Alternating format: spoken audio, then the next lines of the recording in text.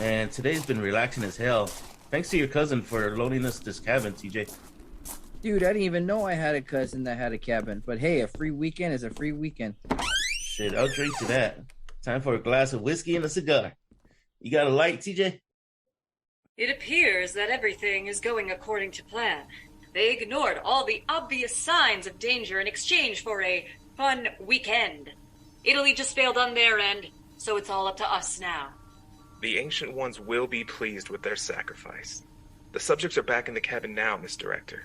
I'm going to be popping open the basement in 3, 2, 1. What the hell was that noise? There's someone else in here, TJ? Dude, the cellar door just flew open. How the hell did that happen? A breeze must have blown it open. We should go down and check it out. First off, clown, that shit makes 0 sense. And second, hell no, I'm not going to go to some creepy-ass basement. I've seen too many horror films, and that isn't a good idea. Of course, they're horror junkies. They wouldn't be stupid enough to fall for that cellar door. Hold on. Let the master work. Just need to open up those air vents. Inject some mind-altering, inspiration. Whoa, you smell that? Oh, that? Sorry, I had some beef stew earlier. Silent but deadly, they say. What's it with you and beef stew? No wonder going up to the cellar became a great idea. I'm out of here. Wait, now you want to go? Are you sure someone's not altering your mind, Toxic? I seen a documentary last night on mind control. Shut up, Dime. Let's just go check it out. Well, SoCal, when you're right, you're right. You've got them into the obvious cellar trap. Humanity still has a chance. And now the rest is up to them. They'll choose the item that leads to their own demise. Bets are still open if you want a chance to win some cash. I got my money on the merman. Man, look at all this junk.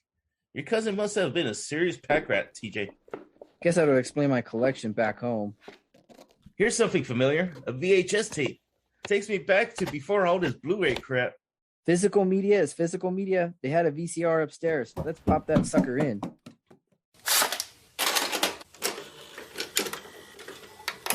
And just like that. Works every time. May not have been a merman, but there's always next time. You might as well let the staff know who won the bets. Attention all employees. A choice has been made.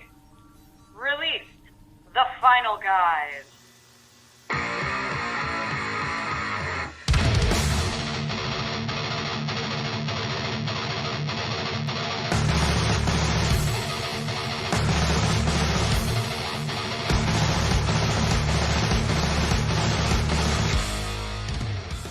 What's up, freaks and geeks and creeps of all ages, and welcome back to the final guys, right here on Corpses for Conversation podcast, where we crack skulls and take you on a deeper dive into the darkest depths of trashy horror films, from the classics you love to hate to the latest in horror cinema.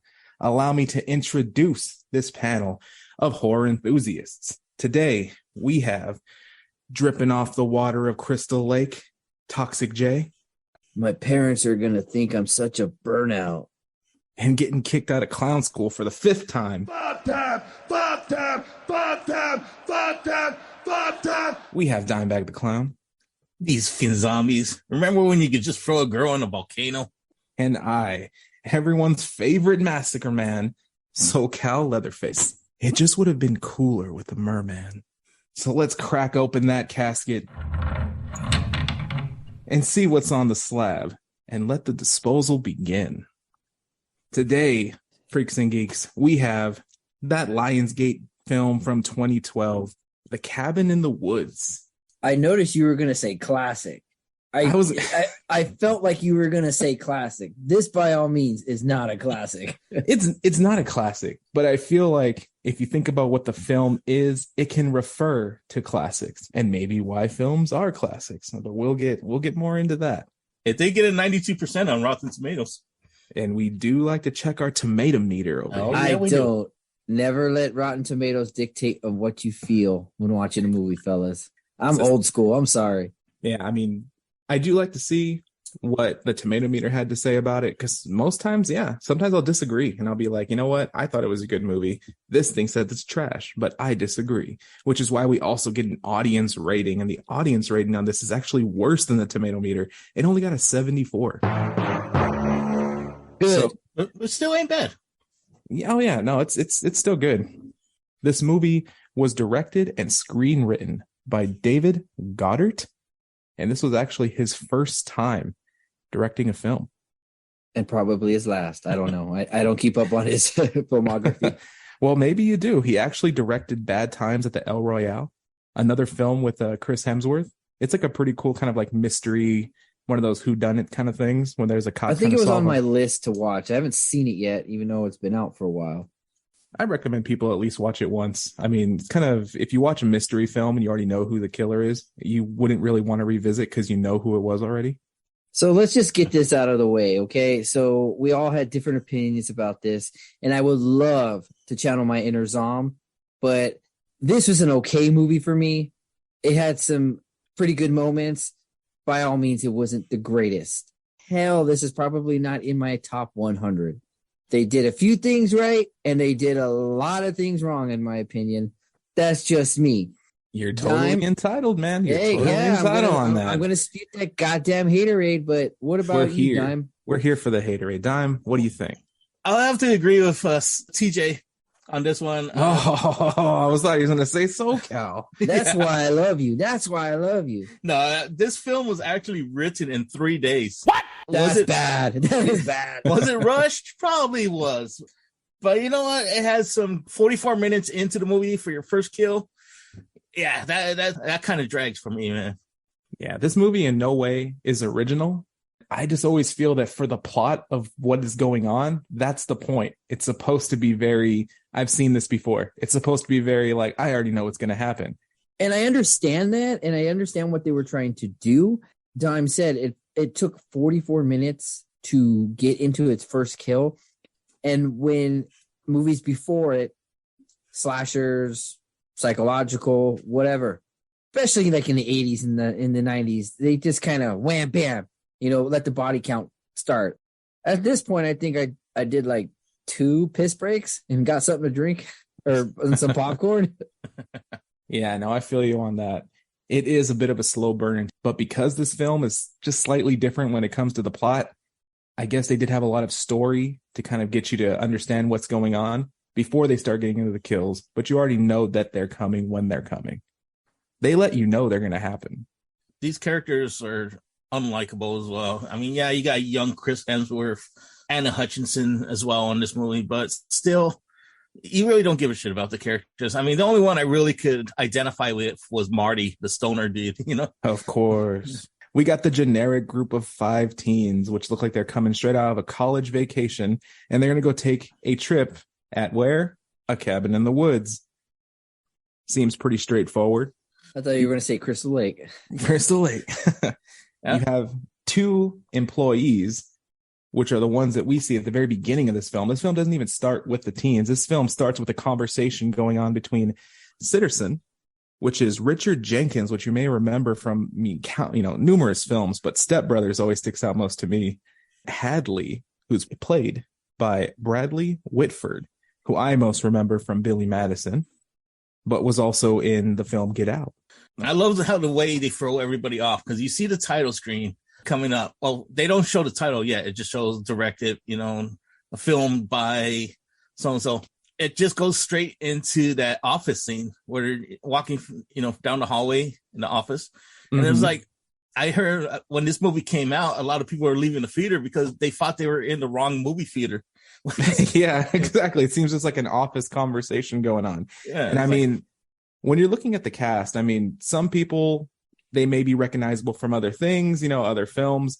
The one that I thought that Toxic was going to most appreciate is that we have a Ghostbusters star in this cast. We have a Ghostbusters star. That's right, everyone. Chris Hemsworth is in this film. God damn From you. that lovely, God damn you to hell. No. Lovely. Wait, does that one even count? No, God, please, no, no, no, no. That lovely 2016 remake. And that's, okay. Like, first of all, never speak of that film again. I'm not going to even say. We'll talk about that when we review it. Hell, it took me 4 years to actually muscle up the courage, or I must have been really bored to watch that piece of shit film. No. Carry on. Next scene. I mean, mind you, Chris Hemsworth was the best part of that movie.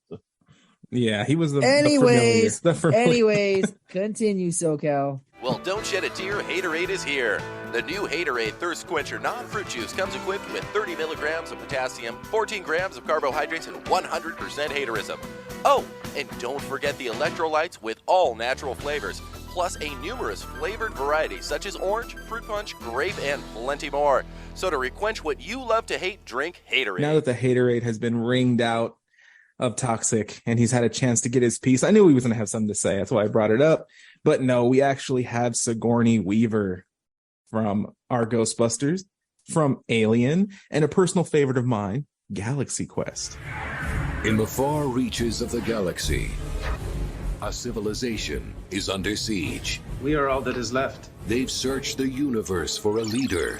Never give up, never surrender. You are our last hope. We are actors, not astronauts. DreamWorks Pictures presents Galaxy Quest. So when we first start off, we're seeing these business guys talking in this facility. We don't know where it is. We don't know what they're talking about, but all we're knowing is that different countries around the world are performing some type of, I guess, ritual. They have something they need to accomplish. And every other country thus far has failed, other than I believe it's Japan and us. And we're the last two. They're kind of building some sort of suspense. Something's really going on. We got to continue on down the storyline to figure out what it is. I mean, what do you guys think about that? Like, it's supposed to represent how all of these different countries have their own type of horror, which is why when it talks about like Tokyo or whatnot, you see like the schoolgirls, because that's like so resemblant of like The Ring. That's just like the kind of like story that they go for when they're looking for a horror back, theme. Where should this take place? Schoolgirls. No, if it's in Tokyo, Japan, we all know who owns Tokyo. Exactly. That's a creature feature, but come on, what about the horror? What about the psych? So is a merman. It's a creature feature, but it was heavily named in this film. Come on. And that it really was. This film had so many different monsters and references to movies that we'd seen before that I'm not sure if we can crack into right now, or if you guys want to bring up a little bit later. When they're at one specific scene, you see many different little blocks, and they're all filled with these different monsters and monstrosities. And a few of them that I had to point out that were some favorites of mine were, now, mind you, these are not actual lookalikes. They're kind of like Kmart versions because they didn't want to get sued. We have Hellraiser. We got The Strangers. We have The Shining, the twins, zombies, unicorns, clowns, and werewolves. I mean, did you guys see any more? Dime, was you in the movie, huh? I knew it. Yeah, there was a clown in there. Yeah, that was me, man. I was like, that shit but was scary. Apparently he didn't remember because he was too drunk. Too drunk at the time. I filmed a movie. Oh. Yeah, The Doctors was my favorite one. When showed the scene where they got the scalpel, you just see them on the surveillance screen, but you can tell they're like cutting people open in the background. How do we get up to that scene? Where are we at? We're jumping the gun here. I don't want to jump the gun too much. I did want to bring up the fact that there's those awesome monsters, but let's rewind it back. So we got this RV full of college kids. We've seen this story before. They take a trip down the road. They need to stop for gas. We've seen this before. And of course, we're just kind of jumping scene to scene because, yeah, you've seen all this stuff before. But I do give credit where credit's due. The opening scene. What's the first thing we see? It's Mary, right? Is that Dana? Okay, I don't know why I said Mary. Tell me why. And that was my first red flag. I know 2009 or 2011 or 12 is not really far from 2023. What did he say? You had a half-naked girl just walking around like nothing with every window open. No one says anything. Or she's like, oh, let me close the curtains. No, she's just flaunting her stuff. By all means, I am not complaining. I mean, okay, I get it. 2009, I I think Girls Gone Wild were still recording back at that time. So college girls going wild, walking around in their undies, it wasn't unheard of at the time. What was random was when Chris Hemsworth just so happens to be in there. He just walks in, points out the fact that she's not wearing any pants, and then tosses a football pass out the window where his friend conveniently was like standing there to catch it. He's just wait right here. I'm going to toss out this window. Just catch it. Yeah, but if you got a body like Dana had, man, if I had a body like that, I'd be flaunting it. No problem. I don't want to see Dimebag the Clown in a thong. Hey, I got one on right now. Let me show you. Hold on. Oh, damn. Whoa. That's disgusting. When's the last time you watched that? You don't want to know. Damn. Started it as red, but what color is it now? All right. So they're making their way down the road. They got to stop for gas. Like I said, we've seen this before. We got the gas station attendee who tells them basically, you know, your trip is doomed. You should turn back. You're going to see danger. You go this way. All of the generic kind of things that we've seen even like in Cabin Fever. They stop at a gas station. You know, I think that he had the coolest name. Mordecai. Mordecai. I mean, if I had a son, I would so name my son Mordecai. This reminds me of like Mordecai and Rigby from that regular show. Oh, yeah, Mordecai from Borderlands. That's it. The video game. Yeah, that was a good one. Dude's basically giving off all these creepy, racist kind of vibes, telling them they should just turn back. But of course, they don't listen. They get their gas. They throw some money at him and they make their way down, continuing on to this cabin. They say that this cabin came from a cousin. Someone had a cousin, but nobody remembers the cousin. They just kind of say like, oh yeah, your cousin lent us that, but I don't really remember the cousin. My question is, you're driving an RV. How many RVs, have a rear view mirror on them on the inside? I'm like, what are you looking for? I mean, you have to see the other passengers, but I mean, can't you just turn your head? I mean, you're supposed to focus on the road. Why is there a rear view mirror in this RV? Such a dumbass. I mean, I would assume just to see your passengers. Yeah, you're right. So you don't have to completely turn your head around and lose off the road. But yeah, man, good point. Good point. Finally get their way down to the cabin. They unpack. Everyone kind of goes in, starts picking their rooms. For some reason, I could say totally ripped dude, but both of them are totally ripped. He gets this room that has like that really ugly painting on the wall, and he wants to go ahead and like take it out. It looks like come on, Dime. You've probably seen like a death metal Cannibal Corpse album cover. Right, it looks like that. You know what I mean? Takes it off and finds out that he has a two-way mirror in his room. Now, this two-way mirror, I was thinking is going to come back into play later in the film. It does not.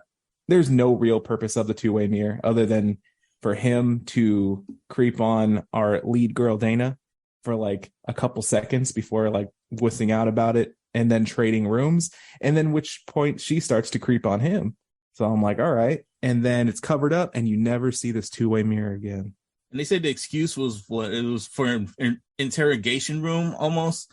I'm like, who are you interrogating in the middle of nowhere? Yeah, like who? Yeah, exactly. Who's been out here? We've already noticed when an eagle is flying in the air that something is not quite right.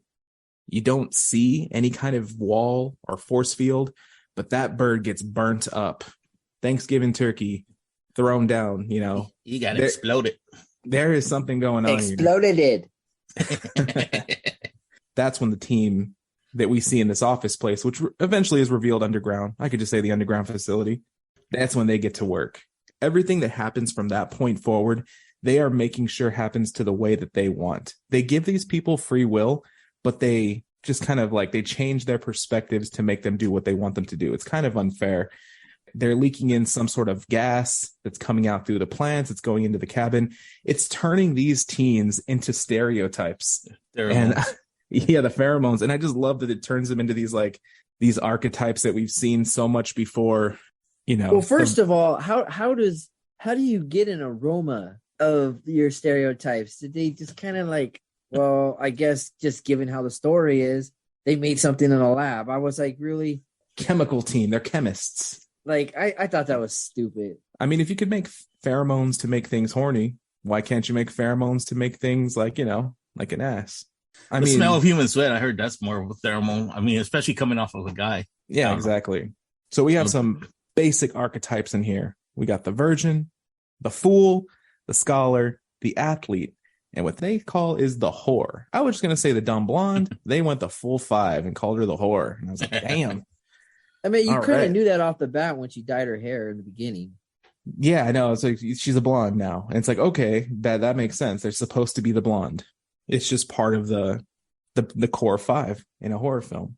It almost kind of reminds me of a Left 4 Dead video game. No, exactly. You have to have this diverse set of, people that all fit these basic archetypes. But like, I don't know, just how they got up to that point. And before we actually continue on, quick note. Okay, so that whole like horror dancing and making out with a wolf's head. Apparently, in Canada, that wasn't allowed. So they had a prop specialist build a prop of a ped for her to make out. They put, I forgot what the tongue was made out of, but like to simulate the grimy dust or whatever. They actually used powdered sugar for that. Yeah, it was brown sugar. Oh wow.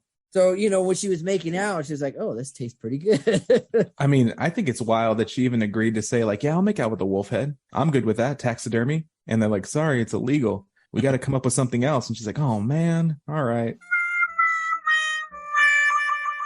Like, I would have probably said if I had to do something like that, can we make a fake one? I don't want to lick a taxidermy's tongue. That's sick, man. Yeah, mouse to mouth, right? I would have loved to have been that freaking wolf, man. Right before the basement door randomly opens. Typical, stereotype. Like even what's his name? Marty had said that. Really? It just randomly opened? Mm-hmm. It's not what exactly said, but I think when I saw that, I rolled my eyes. I'm like, great, really? Yeah, like I said, by this point of the film, they've been giving these teens pheromones. They've been acting, generic archetype style, not like themselves. Everyone except Marty. We're not exactly sure why yet, but Marty is still acting like himself. That's why they're playing Truth or Dare, and that's why Jules is like extra slutty, dancing around. Their buddy Holden, the other football dude, pulls out his glasses, and all of a sudden he turns into the smart guy. It's like by this point, everyone is starting to turn into generic characters. They're kind of giving off that whole like dumb jock kind of thing with Kurt saying, I think the wind blew it open. And Marty being the only one that's still in sound mind. Like, how does that make sense? That's saying something when a stoner has common sense. Yeah, exactly. They turned him into like the dumb jock when they point out later that he's like a really smart college student, and now he just doesn't even know where a breeze comes from. Especially a heavy ass door like that. I'm like, really, a breeze is gonna. I mean, what is it, a hurricane outside? Yeah. Back underground, we have all of the workers, employees of this office. They've all gathered into their one control room because now they're placing bets. They're making this whole thing where they want to know, and you don't know what yet, but people are placing bets on what looks like a board of different monsters. People are placing money, thinking what's going to be chosen. Now, when these teens get down into this basement, it's just packed with stuff. There's stuff, and depending on which one they choose, because they have to act of their own free will, that is the fate that they are going to face. Now, do you guys recall some of the items that were picked up? I know, if I can recall. Well, I don't know if it was picked up, but it was like a little ballerina box that they zoomed up on. So that I remember. It was an old picture of a family. I know that. Yeah, because there's 5 teens in this film. So like all of them are like touching stuff. We got one picking up the old diary. We have a conch shell. I believe that's Kurt holding the conch shell. A necklace, some sort of necklaces on a mannequin. We got a puzzle box that looks sort of resemblant to, Hellraiser's puzzle box. And then there's the music box that Toxic was talking about.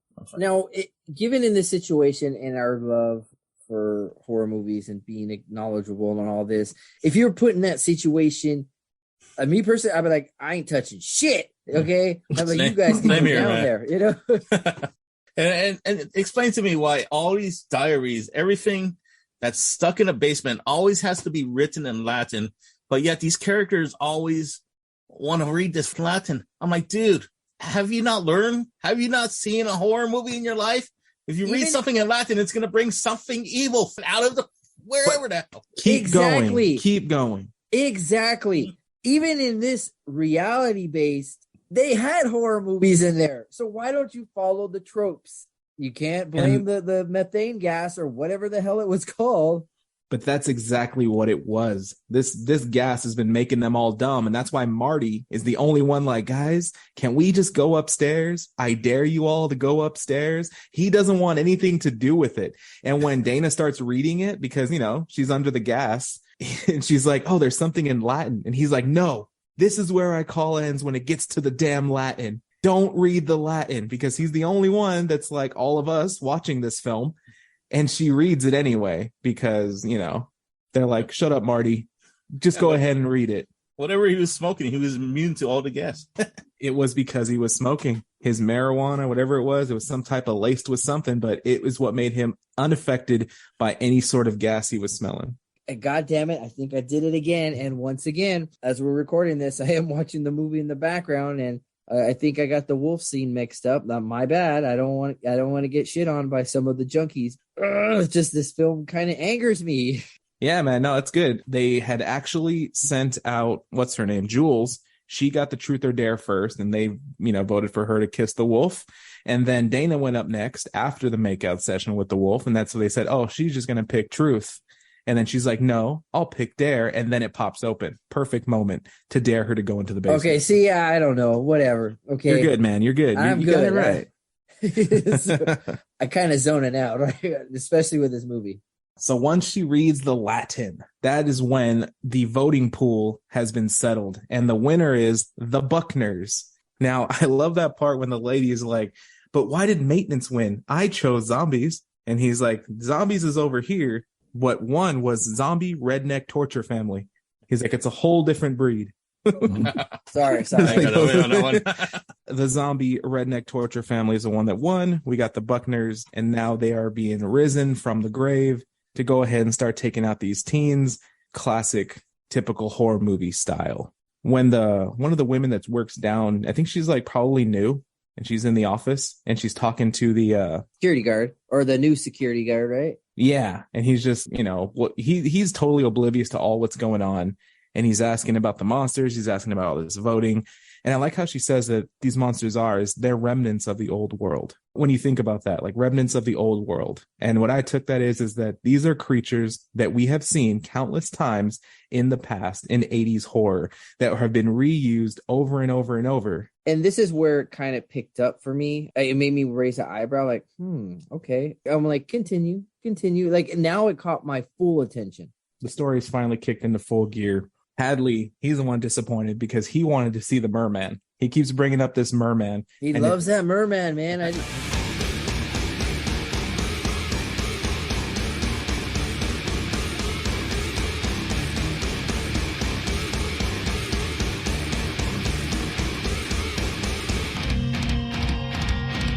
And if you recall, he's like, they were holding the conch. Like, all he had to do was blow in that conch, and they would have summoned the merman, which would have been pretty funny because there's just one. And I wonder how it would have like crawled its way over and tried to kill all these teens. Well, it would have been over by the time we got there. Yeah, they might have, who knows? They might have convinced him to go into the water. Throughout the film, you're starting to hear little whispers that are going on that are being played through the cabin that Marty seems to be the only one that hears. Read the Latin, or go in the basement. No one else notices that this voice is being said except for him, because he's the only one that's unaffected. And that little voice is what is convincing these teens to do whatever. So they could have just said, go jump in the lake. And they all would have done it, maybe except for Marty. And they all would have died. So now the Buckners have been summoned. And we know that the teens are going to start getting killed off in this whichever order as these zombies start making their way to the cabin. Now, this is when the Team Underground starts taking advantage of these pheromones and these ideals of things that they should do. They want to get Kurt and Jules out there because they're going to have their makeout session, because every 80s horror has to start with a sex scene. You got to see some boobies, and then you get your first death. How many Friday the 13th films have you seen that have that with the first kill? Keeping in mind that our first kill scene has not happened, ladies and gentlemen. Jesus Christ. It has not happened yet. We haven't even got to the coroner's report yet. It's getting there. I know. It's getting there. It's getting there. Yes, you've seen this all before. Yes, this happened before. So we're just finally getting into the good stuff. The people down below are trying to make this place ideal. They want them to have sex. They're putting pheromones in the air. They're raising the temperature. They are making it a little more brighter because this chick's complaining about, oh, I don't want to have sex. It's too cold. So they raise the temperature. They're trying to make it perfect. So this finally happens. And now, boys, we have made it. The coroner report. Now, boys, the kill count for this film, I mean, once you watch it all the way through, you might have wondered, how are they going to keep up with all those kills? I just first stuck to the main cast of characters, meaning that the 5 teens we get in the woods and basically all the main workers down in the facility that we get to meet. This movie has a kill count of 10, if you want to just count them, but including all of the workers that get taken out later in this total underground massacre, it buffs this kills all the way up to at least 66.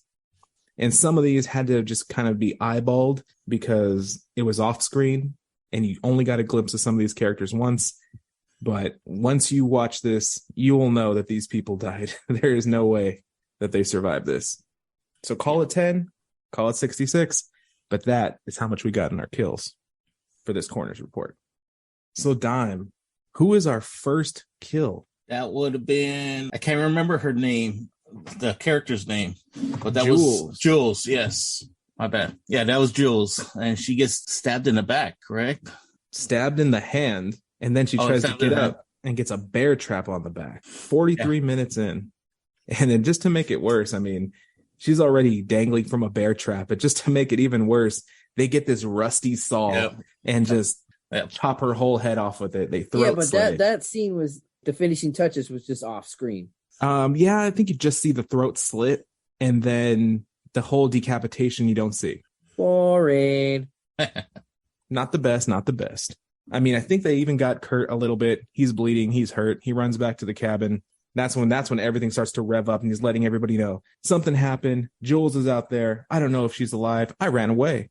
He said it like that, in that calm manner. Basically, yeah. He's just like, I know. I mean, if you rewatch it, he's just like, yeah, she's not there. She's gone. Dana, she's like, I don't want to leave without her. And I love how she opens the door and we just see that big zombie dude and he just tosses her the head. And I'm like, there she is. Get out now. The people underground, they're loving all that they're seeing. They're like, yes, give the people what they want to see. You're getting a little more feedback about what the point of all of this is. And they're saying that they want to please the ancient ones. They want to make sure that all of these kills happen in a certain order. So that way we can please the gods. Humanity will be saved for, I'm guessing, another year. I'm thinking this thing happens once a year. I don't know if any of you guys caught how often they do this. I believe it was every year. Yeah. That's too much work, though, man. They should just... I mean, think about every year, that we live through and how we're looking forward to the next big horror film of the year, right? And which country is going to deliver it. Kind of seems like it's getting a bit of a point here. I do like when Kurt finally gets back to the cabin and he clotheslines that redneck zombie. Just like nothing. I don't know. It just does stupid funny. I know. Kurt actually runs into Marty outside the cabin because Marty hears that voice again and it says, go for a walk. And he kind of looks around and he's just like, oh, hell no. I ain't going to do that. I think I'm going to go for a walk. And he goes for a walk anyway. So now by this point, they have Jules's head. They slam the door shut. They think, okay, what are we going to do? What do you guys think? You got a group in the house. What are you going to do? Kurt tells them, hey, we got to stay together. That way we can figure this out. The people down below are like, oh, no, we can't have that. They do a little dial. The pheromone comes out. And then he's like, wait, this is all wrong. We should split up. We'll cover more ground that way. And because that's like every basic cheesy horror film, you're like, stay together. And they never do. Why? Maybe there's somebody controlling it all, man. Maybe there's someone behind the scenes making these people make these dumb mistakes. Once they're all inside their own separate rooms, the people down below go ahead and they lock them all inside there. I guess they have control of the cabin doors. And that's when Marty finds out that this whole thing is being filmed. He finds a hidden camera. He thinks he's on a reality show. He's just like, oh, I get it. I'm on a reality show. I love that part. TJ, that's your line. What did he say? I was supposed to say it. Sorry. I just had a blonde moment that got killed off in the first 44 minutes of the movie. My parents are gonna think I'm such a burnout. Yeah, dude. So you think he's finally figured it out, and then we got another one of the Buckners just straight grabs him through the window and pulls him out. Another one of those horror film tropes that we've seen a million times, and he's just dragged off. And I think you hear like a slice or some sort of a... He like stabs him or like just... Yeah. Choom, choom. Yeah, I think she like stabs him like in like, I don't know, like the back shoulder and just drags him off. And I'm like, oh, dude, that's it. Oh, he did. Jules is off fighting in the basement. Like everyone else is gathered now in the basement. One of the zombies. Wait, Jules or was it? Oh, no. You know what? Jules is dead already. I'm like, damn, she came back. Dana and the rest of the crew all found themselves down in the basement now. They're hiding. They don't want these zombies, obviously, to kill them. I mean, it's just a hatch, right? The zombies could just lift it up. They're not that dumb. Yeah. They pick it up, and the dude tosses that damn bear trap again. I'm like, ugh, so painful. Grabs Holden, like right in the back, just gets a big chunk of him and starts dragging him up. And that's when Dana like stabs that dude with it looked like a crowbar, and she just straight stabs him, finds some sort of, I don't know, some type of knife, and just starts chucking into the dude's chest. And that's when you're like, okay, this girl's got some final girl energy. That's, I mean, if it hasn't already been obvious, the only other girl's been eliminated. We're looking at our final girl. Thank God, man. Around the same time, we just found out that Japan has defeated the evil that they were set against. You just see a bunch of these little girls all singing a song, and they kind of like caught the ghost in a portal or something. And then they turn it into a frog. I don't get how they did it. It was like 4 flowers, and then the frog comes out. What the hell? The bucket or whatever it was. Why did they need to sing a song? If they had a proton pack and a ghost trap, that would have been avoided. Jesus, am I the only one that thinks here? That's how it would have went in the American version, man. I don't know. Had to be chosen ghosts. American version would have got proton packs. Now, I love the dude's response after they find out that Japan has, defeated the evil. And the dude goes right up to the screen, sees the little girls, and he's just like, freaking stepbrother's dad himself. And that was hilarious. So now we go back to our teens, and they're trying to escape in the RV. I mean, that makes sense, right? Get back to your car and just drive the hell out of there. They almost get out, too. I guess they forgot to blow up the bridge, which is very Evil Dead-esque. There is no escape. They're mostly out the bridge. We see them down there underground, running, trying to set this timer to blow up. Of course they do. Everything starts caving in. They got to reverse. Of course, they make it just in time. Otherwise, I mean, that would have been the end right there, and they still would have won, right? Their goal is to kill all these teens. But they get out, and they say, what are we going to do now? Now, TJ, this gorge looks pretty jumpable, right? Yeah, it does. And this is where it actually surprised me. And this actually, folks, leads to our next kill on the corner report. TJ, take it away. Mr. Hero. Once again, what the hell is this dude's name again? Kurt. So Kurt, it's just so basic, okay? So he thinks he could jump over the bridge on his like little moped or dirt bike, whatever. And this is what I'll give credit where credit's due, because this totally caught me off guard. And I had a oh shit moment, and I said that loud in the theater. So he jumps across this big whole like scene. At this point, you're kind of rooting for the character, and all of a sudden, whack! Runs right into some like invisible force field, and then you just see him falling down like a beat up rag doll along with the bike, out of frame. He's just tumbling down every time he hits the force field. It lights up again. But I mean, the first time you see with that eagle when he flies into you must have been at the bathroom when that first one came on. Yeah, dude. When the eagle got taken out by the force field. Yeah, probably. Because I don't remember that till I like watched it like at home. Yeah, dude, that guy, he got toasted. He just fell down, kept hitting it every way down. That was a good one. I mean, there's not very many kills. Would you say that's your favorite one, Toxic? That's probably my only favorite one. If you count the ending, but yeah. With every death we got from these teens, the people underground are giving mini celebrations for everyone happening. They are releasing these switches of blood, which goes down underground even further. And each one of these, these stone tablets are supposed to resemble what these archetypes are. So with every kill, they're getting one more closer. And I think at this point, all that's left is Dana and Holden. They've already released all the rest of the blood, and they're just waiting for at least one more kill. And they say, all we got to do is kill one more, because the virgin doesn't have to die. Because like we've seen in most horror films, there could be a final girl. She doesn't have to die. That one's optional. So they're driving the RV back down the road. And just 2 minutes later, see, first we were short on kills. Now we get another one for the coroner report. Dime? The next one would have been I forgot Dana's boyfriend's name, or soon-to-be boyfriend. I forgot he was soon to be. Well, he was going to be, but I forgot his name. Holden, that's right. I believe he crashes the RV to the lake. He does. He's actually stabbed in the throat, and that's why he crashes. Right. There's a zombie in the RV. I don't know how it got there. We're down, and all we have left is Dana.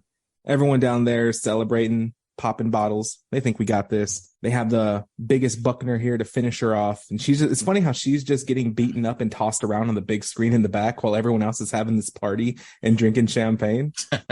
It's hilarious. Just like, they don't even care. It's like, whoa, we're safe.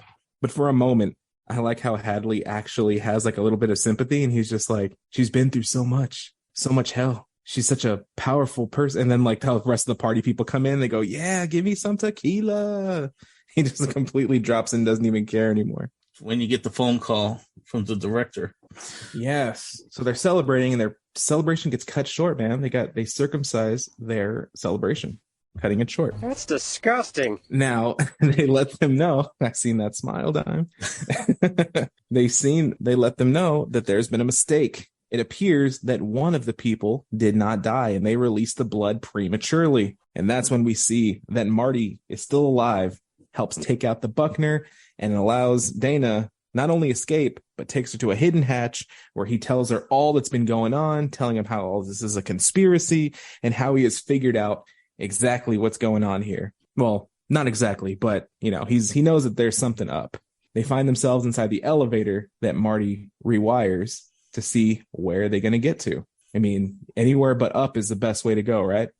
Sorry. But if you notice, when Marty supposedly, quote unquote, gets killed, when they release the blood, there's that little earthquake. Was that the gods being like angered because, hey, you released blood prematurely and This guy is not dead? Exactly. That was why. And they said, well, what was that all about? And he was like, I don't know. Hasn't happened before. But they're just fine with it. They don't even realize that, they're mispleasing the gods.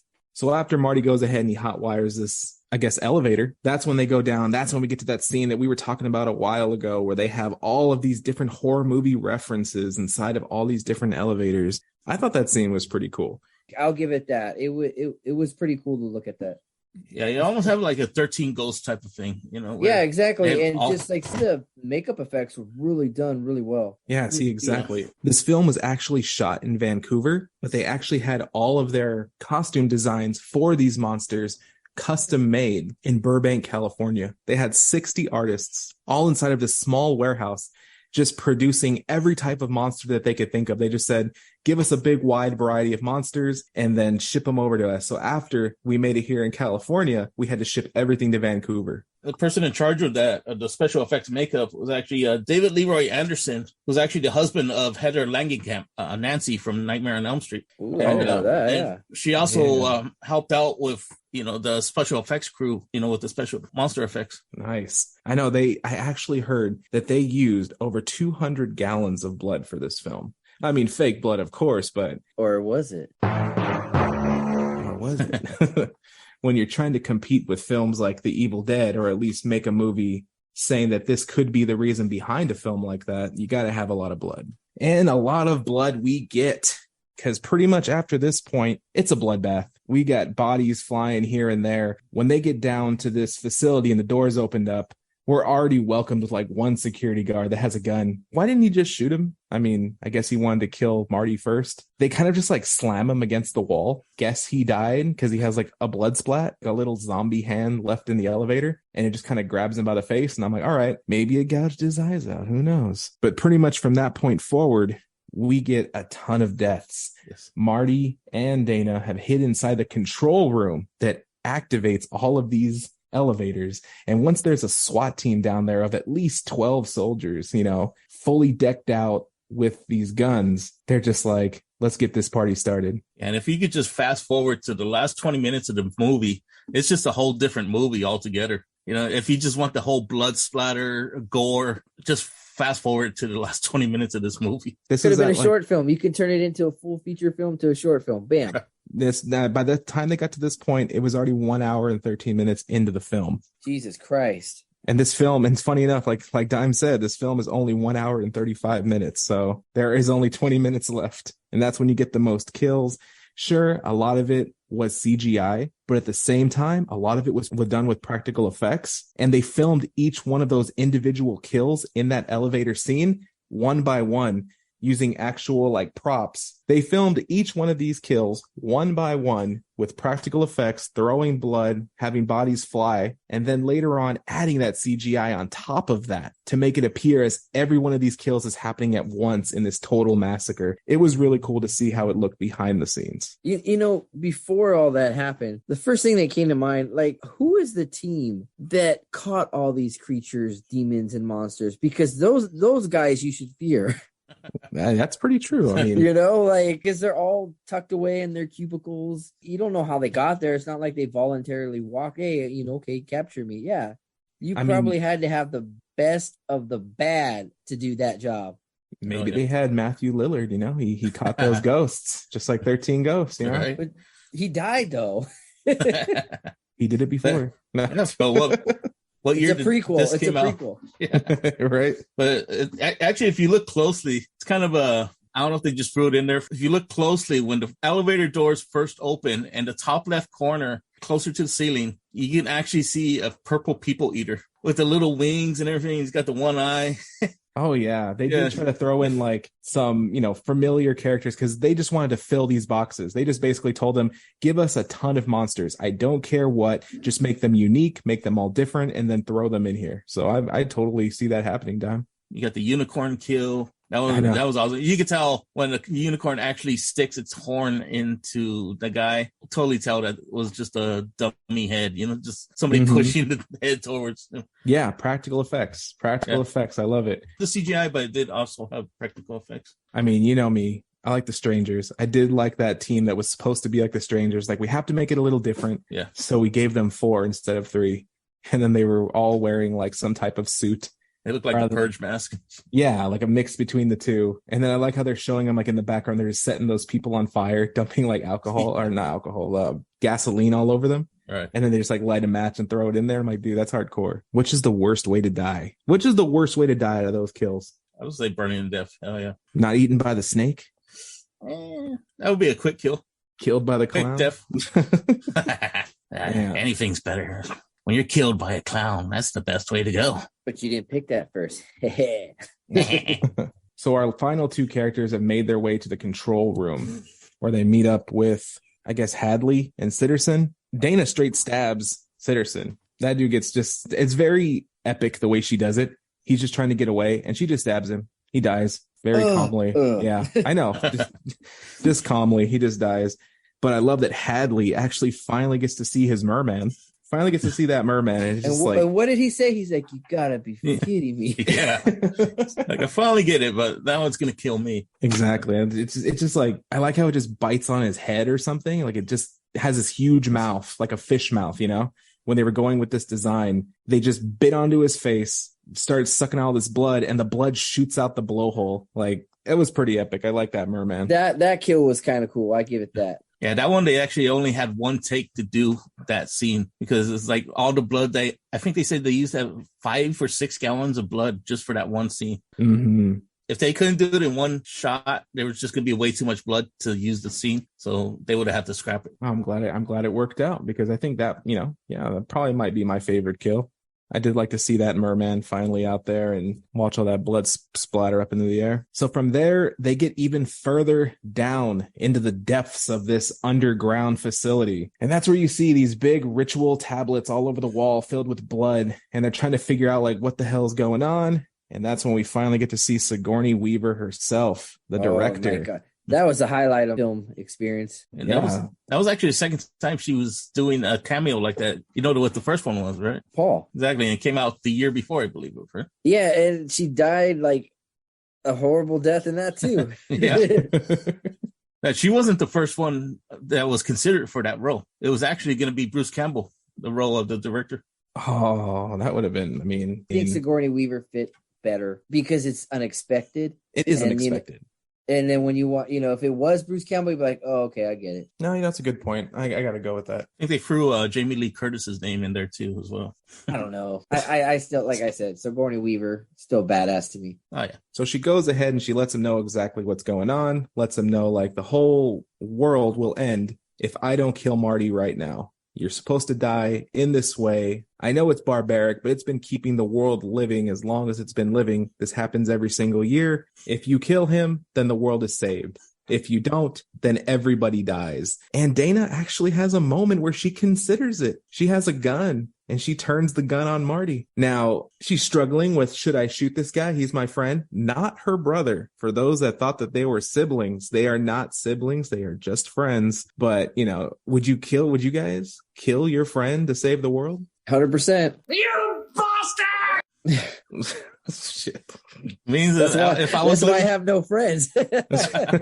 You killed them all. If The world keeps going. If that means I survived, then yeah. Sorry, bro.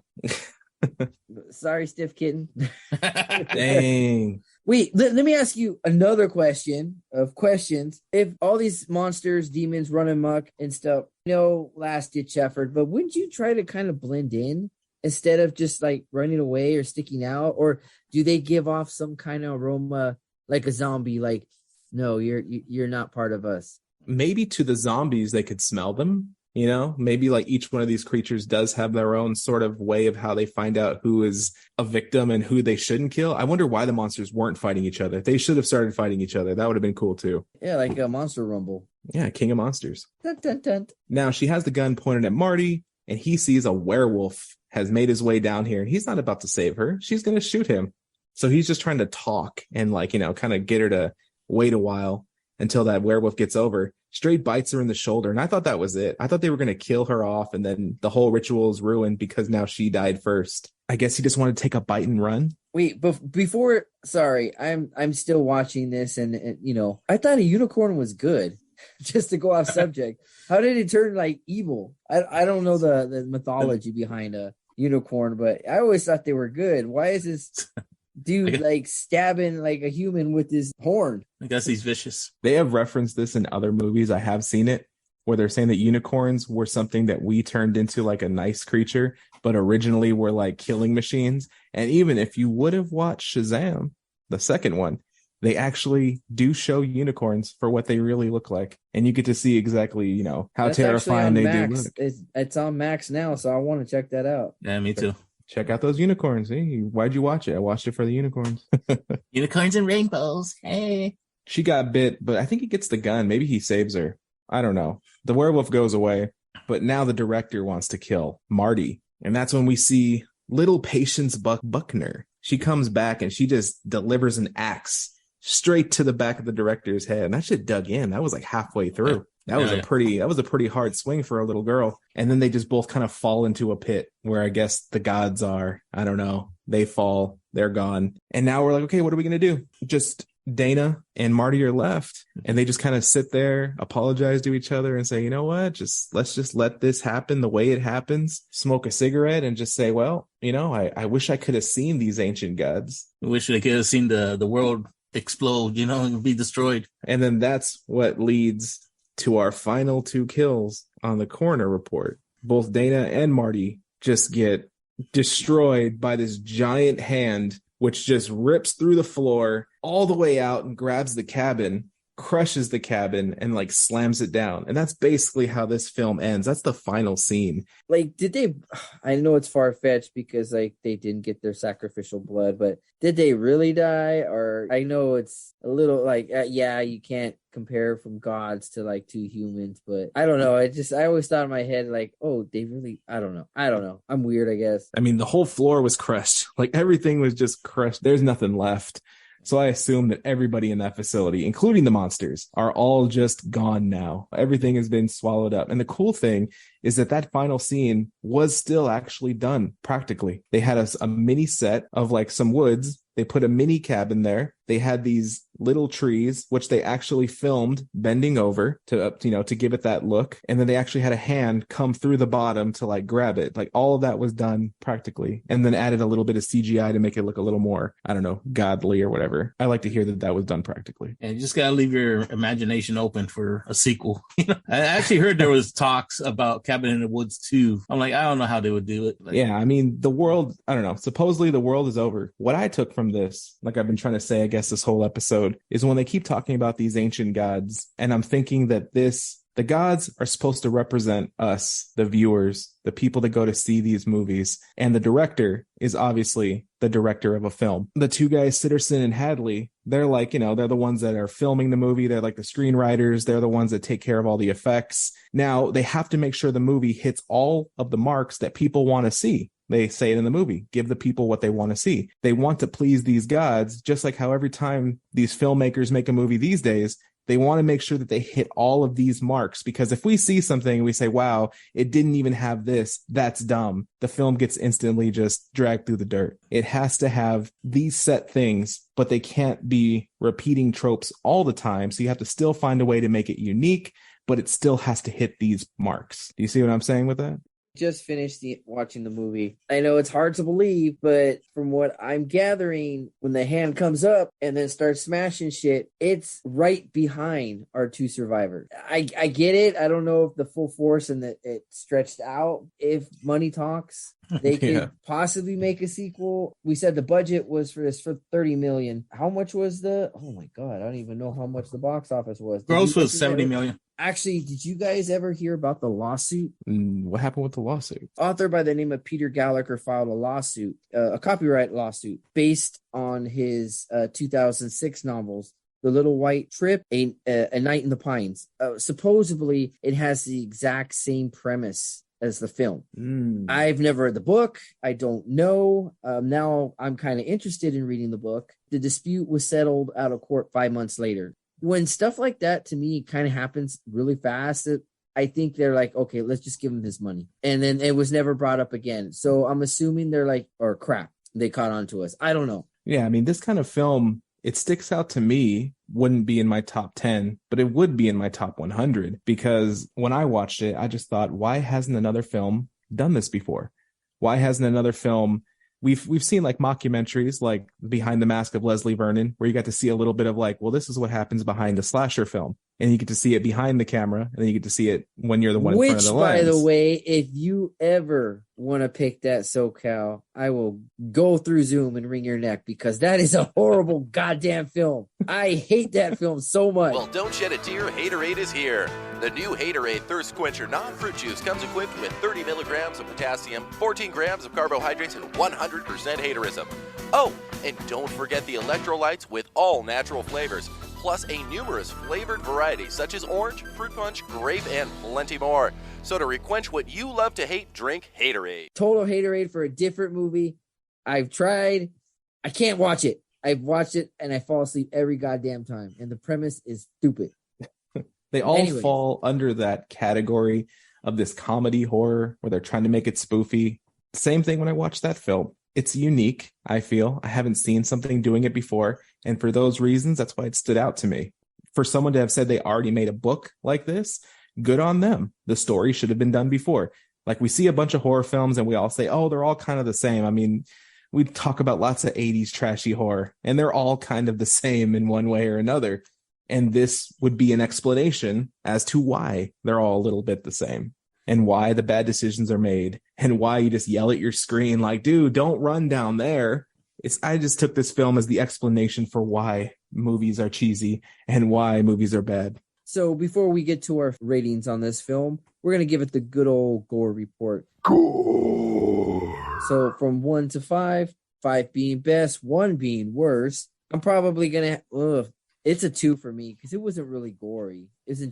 Some scenes were enjoyable, but it wasn't as gory. What about you, Dime? I'm going to have to agree with you on that one. I'm going to have to give it a 2 because, I mean, the fact that you have to wait till the last 20 minutes of the film to actually see real gore, that's just way too long for me. So I'll give it a 2 as well. All right. Fair. You guys are right. You do have to wait a good amount of time until you see any gore in this film. But if you're judging it off of the gore that you did see, what's the level that got between a 1 and a 5? It's not too far off of what you guys voted yourselves. I'm giving this gore score a 3 out of 5, only because you do see hacked up zombies. You do see guts. You do see when they're throwing those bear traps and it's just like digging into them and ripping off some flesh. I like what I seen. When you're seeing that entire massacre down there going on with people burning, people getting eaten alive, stabbed, like you said, by a unicorn, that's your gore right there. I'm not really judging off of how much gore did I get, but the level of gore. That's how I judge my gore meters. Either way, I'm still giving it a 3 out of 5. With that being said, gentlemen, we come to our final rating overall. So we're going to give it, you know what? We're going to give it 1 out of 5 unicorns. I'm going to have to still stick with my 2, maybe 2.5 on this film. It took way too long. By the time things really get going, I kind of already lost interest. And the third act, Sigourney Weaver, is the only thing that was remotely rememberable about this movie. Rememberable. I don't know if that's a word, but memorable. There you go. Well, for me, this movie isn't for everyone. I might have a sick sense of humor. To me, this is pure cinematic pleasure as far as seeing all these monsters in one spot. You know, they haven't really done this since then. Freaking love this movie. Perfect example of an anti-horror movie. And anti-horror. I don't even know. It was trying to take itself seriously, but it wasn't trying to be a comedy at the same time. It was a comedy. It's called a comedy horror. It's meant to be a comedy. It's an anti-horror. Horror movie. But I mean, it wasn't trying to be Shaun of the Dead or Tucker and Dale. But I thought it was good. I'll give it a 3.5. So for me, like you've said, Dime, I don't feel that this kind of story for a film was done before. Maybe some are kind of like it. I feel that this movie could explain a lot of films if you really want to just kind of turn off your brain and listen to the story that's in front of you and just say, okay, so are these people the reason why we get horror films all around the world? Why certain horror films have certain tropes that we see time and time again? I enjoyed it for that. Like Dime said, I enjoyed seeing all the monsters we had in here. Again, it just shows where all of the horror that we've seen roots from. For this film, I mean, I enjoyed it. You're right. It's not for everyone. But if you can enjoy a comedy horror like Leslie Vernon, because we all have different tastes in horror. And for me personally, I can enjoy a film like this.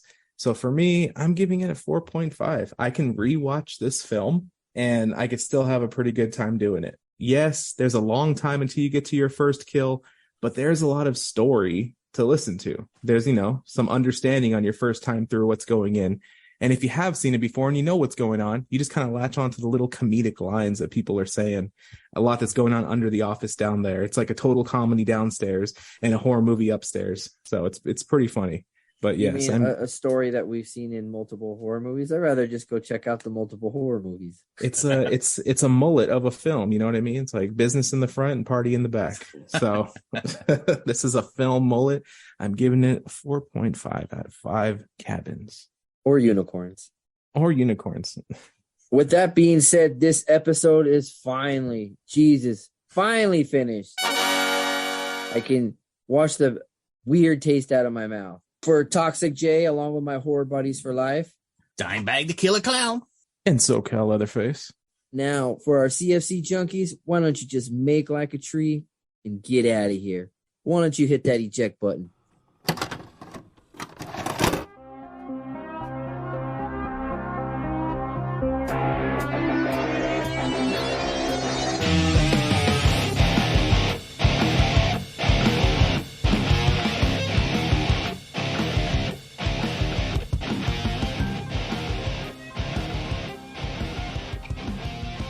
Be kind. Here you are.